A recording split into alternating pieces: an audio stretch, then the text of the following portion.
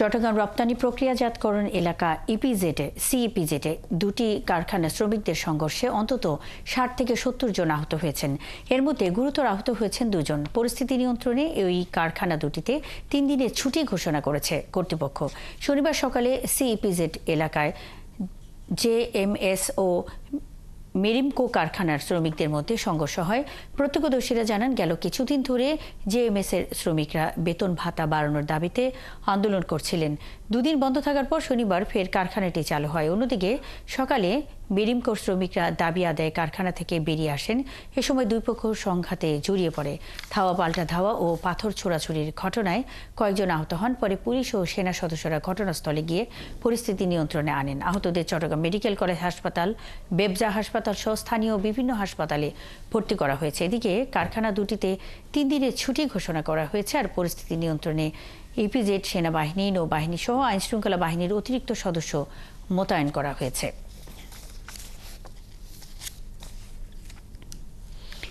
এই ঘটনায় খবর রাখছেন সহকর্মী প্রণবেশ চক্রবর্তী। সবশেষ খবর নিয়ে যুক্ত হচ্ছেন আমাদের সাথে।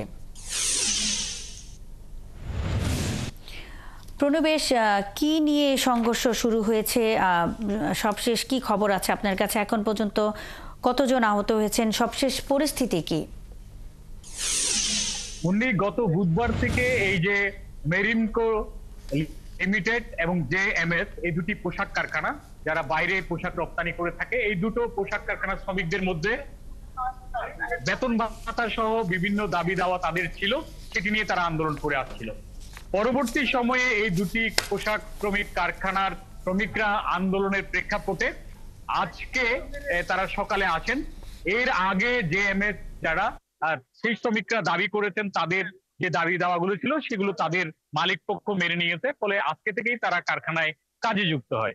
অন্যদিকে মেরিমকো, যেটি এই মুহূর্তে ছুটি হচ্ছে দেখতে পাচ্ছেন, এখানে সেনাবাহিনী, নৌবাহিনী এবং আইন শৃঙ্খলা বাহিনীর সদস্যরা রয়েছেন। তাদের ব্যারিকেডের মাধ্যমে এদেরকে ছুটি দিয়ে দেওয়া হয়েছে, ৩ দিনের ছুটি ঘোষণা করা হয়েছে। এই মেরিমকো পোশাক কারখানার যারা আছেন তারা যেটা দাবি করে, তারা যখন দেখেছেন যে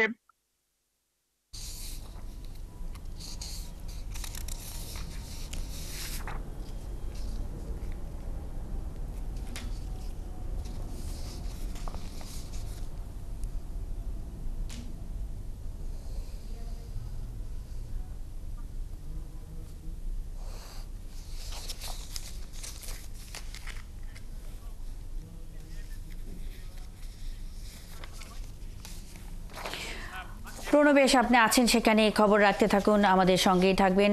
দর্শক, চট্টগ্রাম ইপিজেডের 2 কারখানার শ্রমিকদের সংঘর্ষে আহত অর্ধশতাধিক, 3 দিনের ছুটি ঘোষণা করা হয়েছে সেখানকার সবশেষ খবরাখবর নিয়ে প্রণবেশ চক্রবর্তী আমাদের সঙ্গে এতক্ষণ যুক্ত ছিলেন।